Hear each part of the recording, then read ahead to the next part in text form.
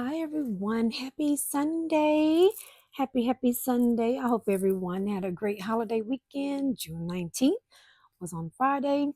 I have not posted on this channel in a while, or in this channel, shall I say, for a while, but I'm going to now become active. I have so much to say, so much to share, and so much that I want to hear from you all.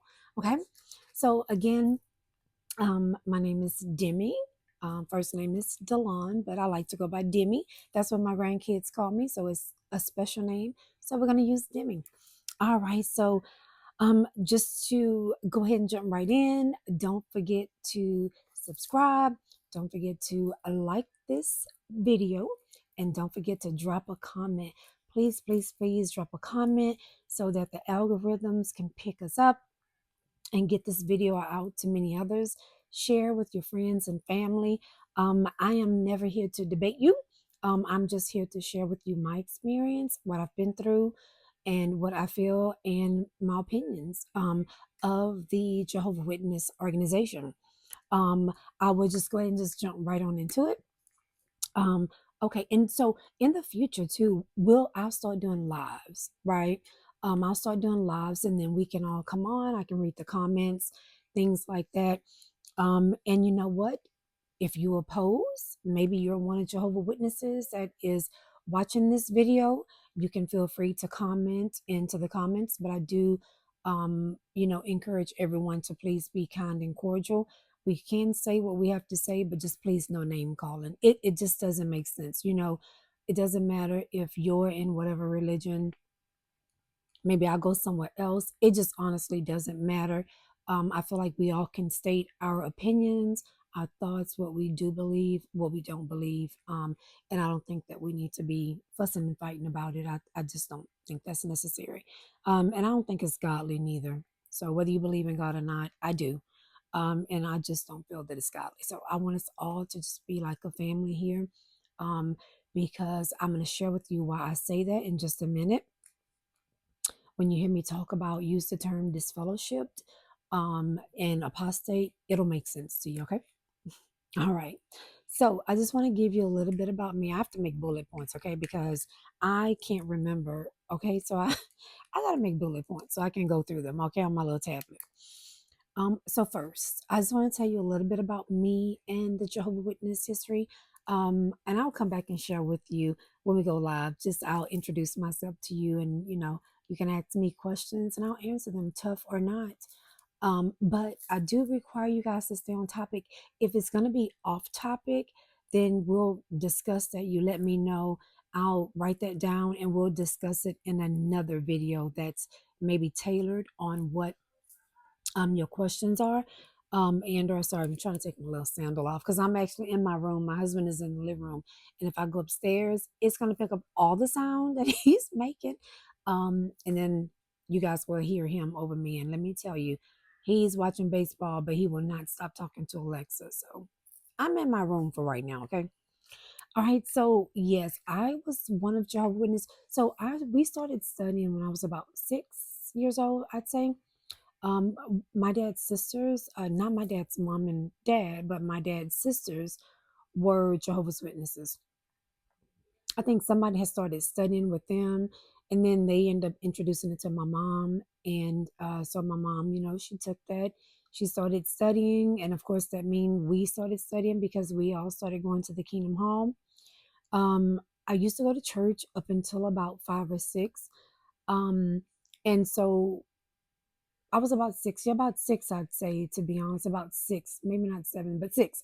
Well, anyway, um, at the time we lived in Houston. So I was not born in Houston, but we did move to Houston. My mom worked actually in Houston.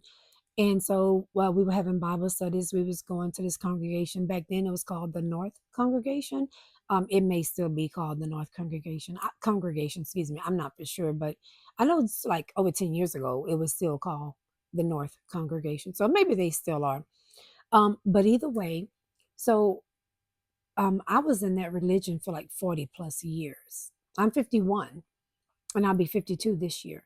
So that tells you how long I was in that religion. Um, so In a nutshell, I was baptized when I was 15 years old. So I would say that would have put me at about maybe 1990. I got baptized July, I want to say July 7th of 1990. I have to look in my Bible from Jehovah Witnesses. I don't use that Bible, but I need to look in the Bible. Because my date, the girl that was my best friend at the time, she had the date of our baptism because that's how we met. We both were getting baptized that day, and I was on my cycle. Oh my God, I was cramping so bad. And I only cramped bad like once a year. That was the day. That was my warning sign. But what did I know? I was only 15 years old. I'm not getting baptized to make my mom happy. I didn't really want to, but I just, and I thought it was the right thing to do because that's what we had been taught all my life. Um, and so, but anyway, that day I was getting baptized. And so she had um, had a Bible made thereafter with our baptism date in the Bible. So again, I was baptized at 15. Um, well, I was disfellowshipped at 16. I was in high school. So let's talk about it. All right. So in order to get disfellowshipped, you have to be a baptized Jehovah's Witness. I don't mean baptized in another religion. That does not count. That does not suffice under no circumstances. You have to be what they call a baptized witness. Okay. So it means you will start studying, their materials and using like their Bible. And then you work your way up. You go in field service, which means field service means like knocking on the doors, as they would call it, knocking on the doors to spread the good news. Yeah. And so your goal is to want to be able to talk to people. And then, and by doing that, you hope that they will want a Bible study so that you can have a Bible study with them and you can bring them to Jehovah, which means you're basically bringing them to the Kingdom Hall, right? And of course, you're going to invite them to come to the Kingdom Hall because that's just how they operate. That's how they get you in my eyes. That's how they lure you in. And I'm not saying these things to be mean. I'm telling you guys facts. I don't care if someone else disagree with me. That's their opinion. But what I'm saying is strictly factual. You don't have to believe me. I don't care, right? But I'm just going to come to you and I'm just telling you the facts of the religion. I was in that 41 plus years, so I know firsthand how it goes. So they'll tell you they're not trying to convert you. They're just trying to what did we used to say?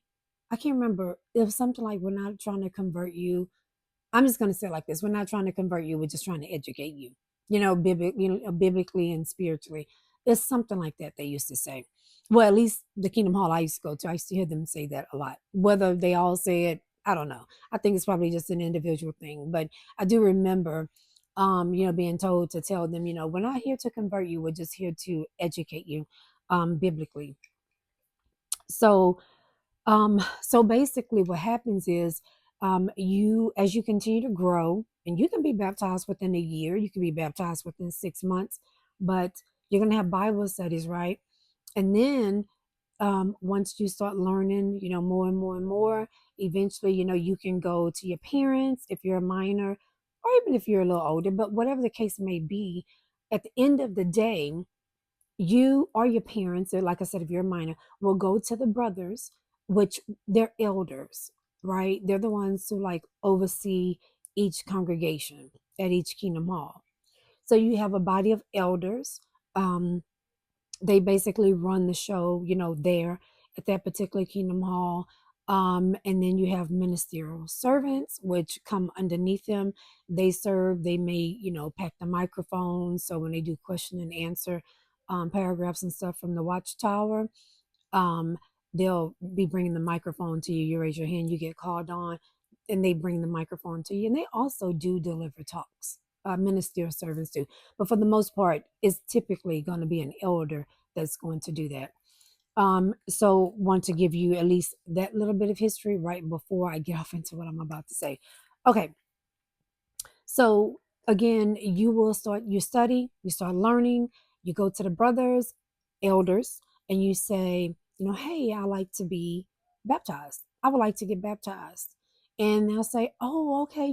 They're very excited that you have this love and passion and drive for being baptized, and so then they will schedule to meet with you and talk about that. So, and then just kind of going a little bit further, you will be, there's a book that we have, right? And I can't remember now, but I think we had like three, I'm pretty for sure this was right. We had three sets of questions that we had to do. And when I say three sets of questions, I don't mean three questions. I mean, there's like, just let's just act like there's a chapter. That chapter is full of questions and Bible scriptures. They want to be able to see that you can apply um, the scriptures to what the questions are, that you can associate the two, right? That you understand what that means, right? And then you, after that you'll meet again. Now I've seen some people that has done it in one setting. They was like, no, I'm okay with spending 6 hours with you, but for the most part, like me, mine was in three different sessions. So then I met with them again. We went over the next set of questions, and then lastly, after the third, and then after that, they see that you are able to answer those questions, applying the scriptures of what you've learned and the things that you've learned at the Kingdom Hall. And then they will give you the okay to get baptized. They will be like, yeah, you did good, or no, they feel like you need to wait a little bit. So either one can happen. You can do that, and they can say, no, I need you to wait. We feel like you need to, wait before you get baptized, for whatever that reason may be. Maybe you hadn't been putting enough hours in field service. Maybe you want to get baptized, but yet you've never went door knocking. It could be a number of things. So they could just feel that you're not able to adequately explain, the scriptures, what you learned to someone else, because you can't even explain it to them. You don't even understand what the scriptures are saying. So it could be a number of reasons, you guys. It really just could. Or maybe you missed too many meetings. Maybe at the moment when you said you wanted to get baptized, they wasn't ready to talk to you yet. And then you start missing meetings. And then by the time they get back to you, they're like, well, we haven't seen you in a little while. You expressed interest in being baptized. I'm telling you, I've seen some of the oddest things happen for the reasons. I never let my kids get baptized, but I have to ask my son. I don't want to speak out of turn for him, so I'm not gonna, don't hold this as written in stone. I'm gonna have to ask him. But I remember my son, he's my oldest. He was the only one that at one point he did show interest in getting baptized. And I think he let the brothers know, and I think they had told him before. He didn't even go through the questions, but before um even getting to, he never got to that level. They told him that they felt like, he needed to wait a little longer. I'm gonna ask him, and I'll get there. Let me make a note about that, to get with my son about baptism and what they told him, because I wanted to make sure I'm being fair and that I'm being honest, right? But it was something like that. Regardless, he couldn't get baptized. Make a long story short, but I will ask him and I'll follow back up with you guys. So next, I want to talk to you about how it made me feel, to be disfellowshipped at such a young age. So typically when you get disfellowship, you're getting disfellowship either because of bad business practices, and or sex. You've had sex before marriage.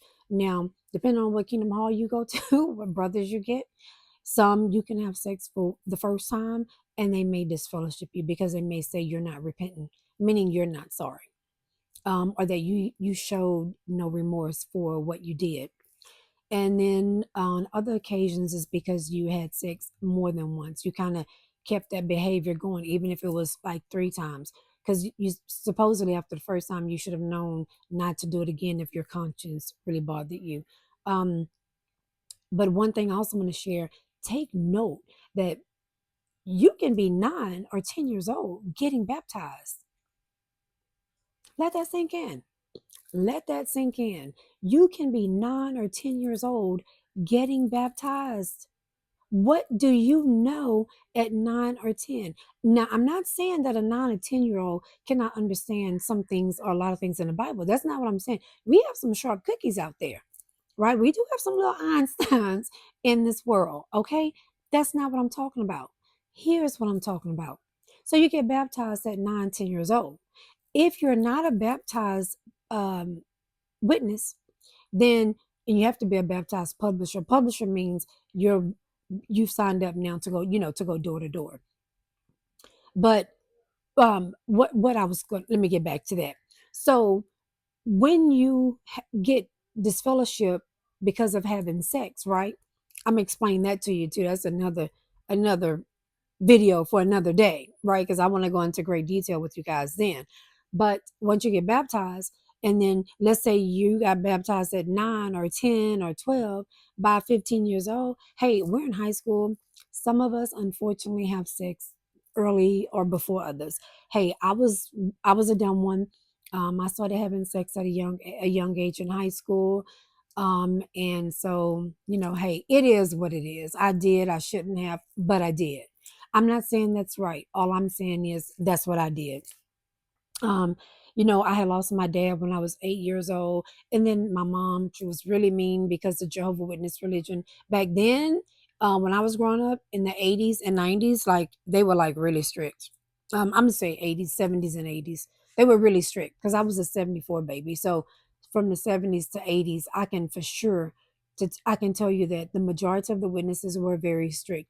Like I couldn't play sports because they said I would be socializing with worldly kids, and they don't want you having all that interaction.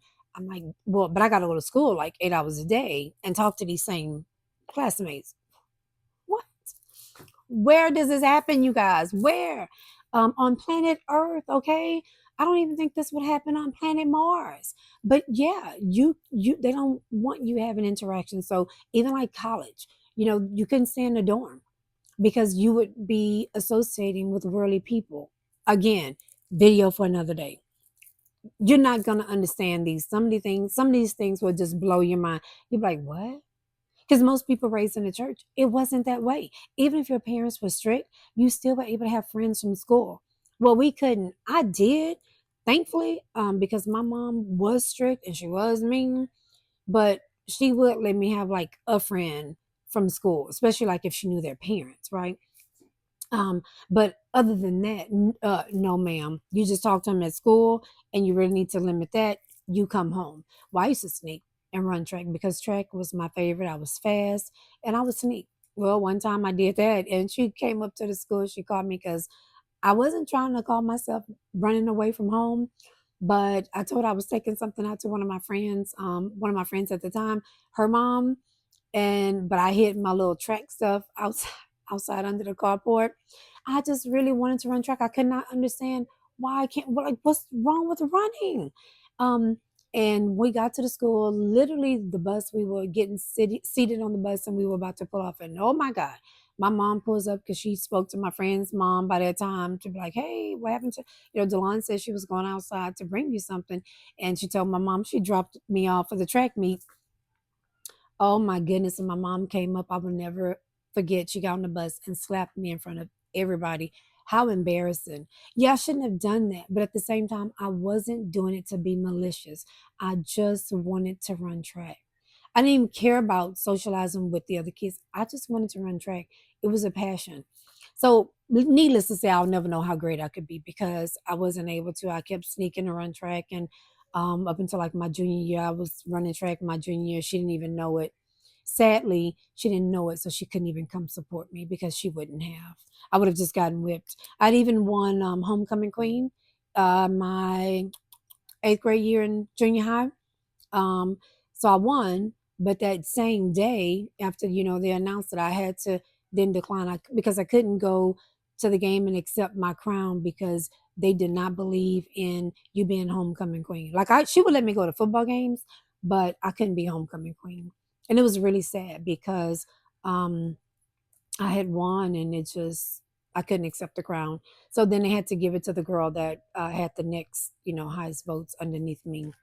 So it was sad. It was very sad. That religion can cause a lot of depression, as it did in myself. My friends at school didn't know it because I just never showed it.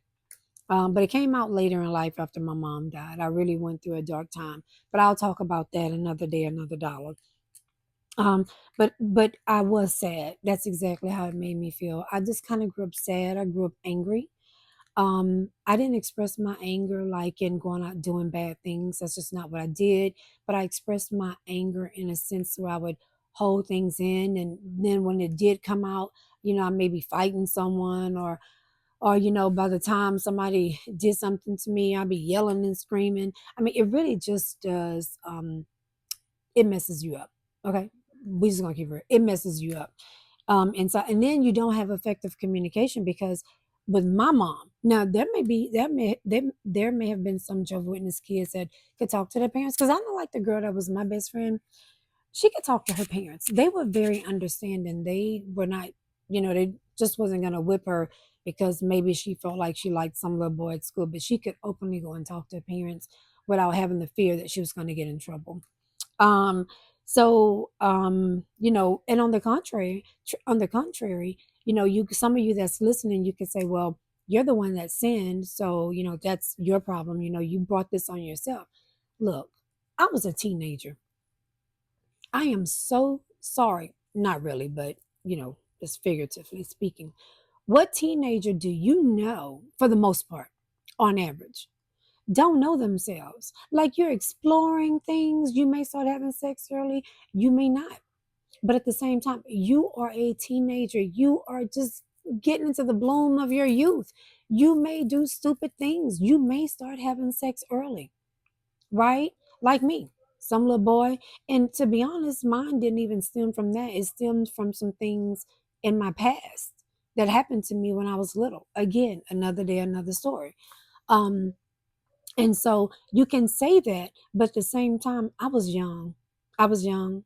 I'm not even going to say young and dumb, but I was young. You do expect young people to do dumb things. Um, Unfortunately, some of us, we just had to learn by experience, because some of us, and maybe we just honestly didn't know any better. Like me, I just wanted to feel loved. That was it. I wanted to feel loved. Um, I knew my mom loved me, but my dad used to beat her, so she was angry with my dad, and that anger came out on me and my sister. Not our oldest brother, because he had a different dad, but me and my sister, we had the same mom. So her anger came out on my sister and I. Again, we'll talk about that later. But rest in peace, mom. My mom she's passed away. She passed away almost 8 years ago.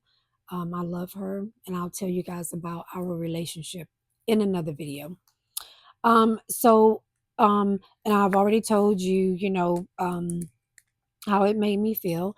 I will say today I do go to church. I'm very excited. Hey, some of you may feel you don't need to go nowhere, but what we're taught as Jehovah Witnesses, you do not go to church. You don't step foot in the church. There are demons at the church. Church is demonic. Literally, I'm not lying. You ask some people that used to be Jehovah Witnesses, they would tell you.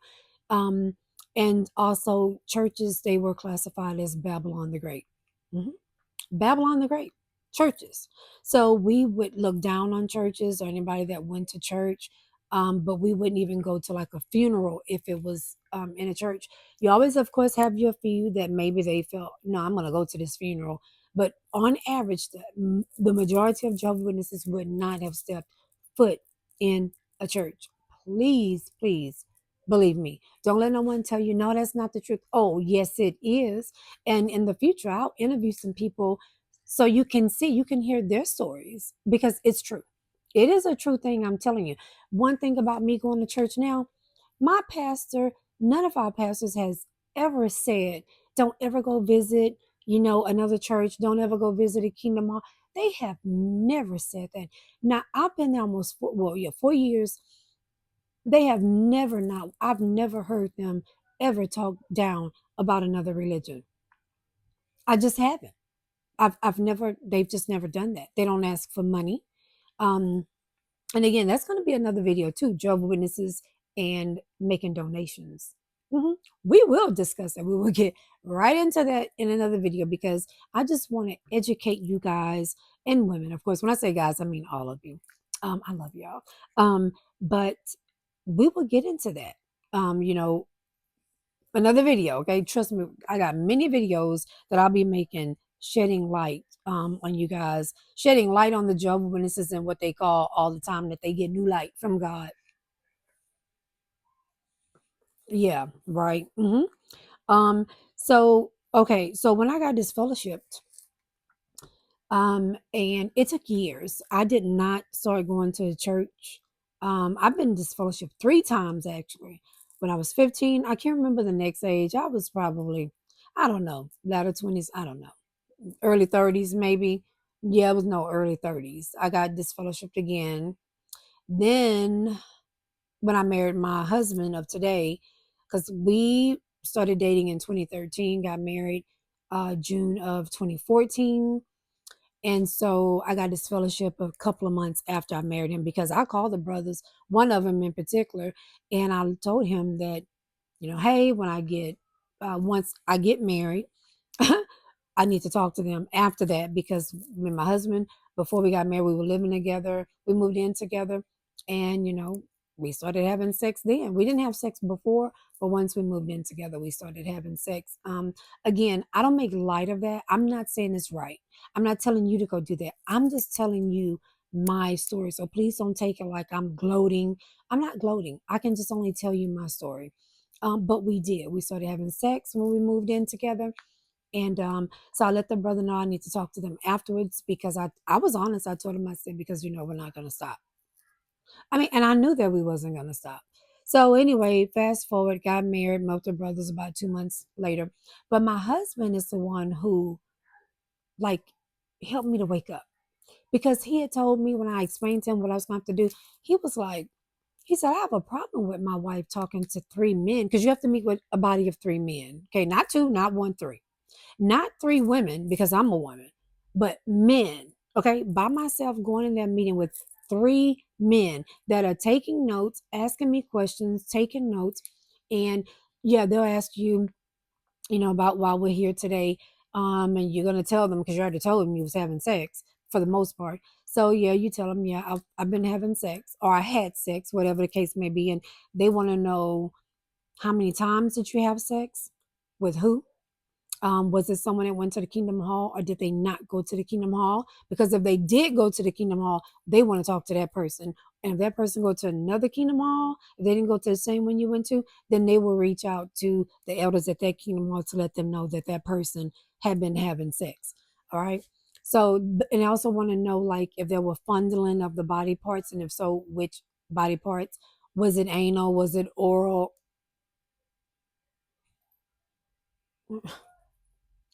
Just rehashing that, just what, it honestly makes me upset. I cannot imagine talking to 3 men again, telling them my sexual life and they're taking notes. That is absolutely disturbing, and it's straight up pervertive. I'm sorry, it is. What I cannot imagine my husband, his brother, and a cousin asking me to come and talk to them about my sex life, as if they would not ever think to do that for someone else. You know what I mean? Like if I wanted to go talk to a brother about my sex life, that's different, but not because I need to talk to them because I sinned. No, they don't need to. That's between me and God. It's not between me and them.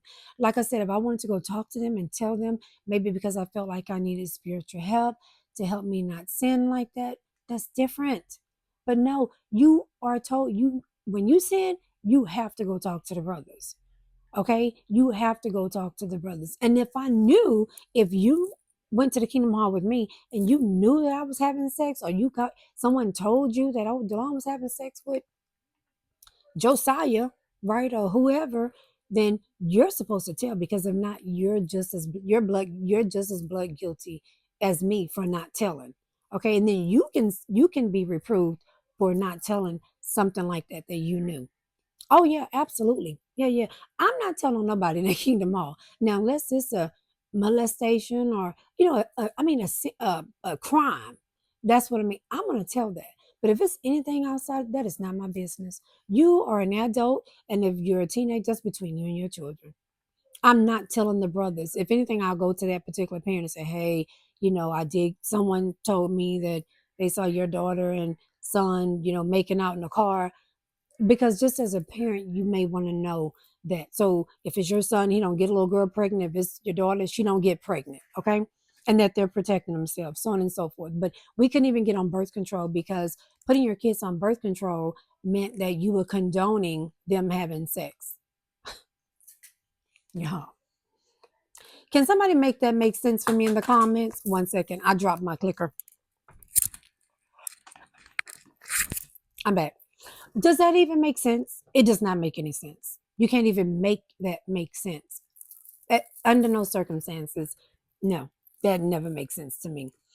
So I want to just kind of wrap this video up real quick. Let me see. Okay, yeah, we'll talk a little bit more. Oh, I was going to tell you about apostasy. So like how I'm disfellowship in their eyes, I'm technically still disfellowship, but I am not disfellowship. I don't wear that title. They're not going to hold that title over my head that I'm disfellowship. So when I see other Jehovah's Witnesses, I'm not supposed to talk to them and they're not supposed to talk to me because I'm disfellowship, meaning I did something bad like sex. And I'm no longer classified a Jehovah Witness, but I can still go to the meetings and show. That's how you start showing like repentance and that you're sorry. But when they disfellowship you because they feel like you're not sorry. Because that was my third time being disfellowship. So they for sure felt I wasn't sorry. But sometimes you know what? We go through things. Life just happens and you go through things. And sometimes you can backslide. That doesn't mean I'm not sorry. And maybe I am sorry after I committed the act because maybe in a episode of passion, I just didn't think. It just maybe it felt so good. I just didn't think. And then when you're someone who just wants to be loved, sometimes you do stupid things like that. So in the moment of passion, I didn't stop, evidently, right?